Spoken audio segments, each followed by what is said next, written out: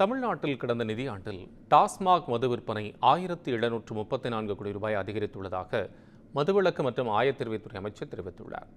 இது தொடர்பாக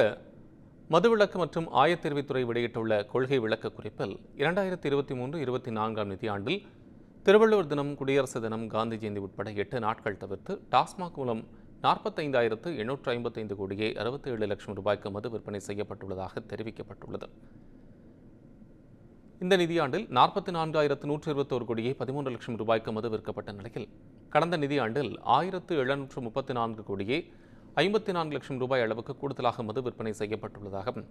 கள்ளச்சாராயம் தொடர்பாக கடந்த நிதியாண்டில் 12,431 வழக்குகள் பதியப்பட்டு 12,422 பேர் கைது செய்யப்பட்டுள்ளதாகவும், அவர்களிடமிருந்து 4,64,152 லிட்டர் கள்ளச்சாராயம் கைப்பற்றப்பட்டு அளிக்கப்பட்டதாகவும், கள்ளச்சாராயம் காய்ச்சுதல் மற்றும் சட்டவிரோத மதுபானம் விற்ற வழக்கில் சிறை தண்டனை பெற்று விடுதலையாகி மனம் திருந்தியவர்களுக்கு மறுவாழ்வு நிதியாக சுய தொழில் தொடங்க 50,000 ரூபாய்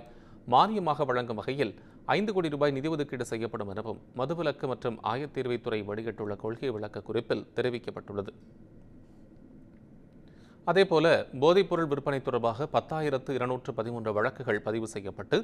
22,969 kilo ganja, 246 kilo ganja chocolate, 7 kilo methamphetamine, 953 gram heroin, 56,460 மாத்திரைகள் உள்ளிட்டவை பறிமுதல் செய்யப்பட்டு 14,447 பேர் கைது செய்யப்பட்டுள்ளனர் எனவும்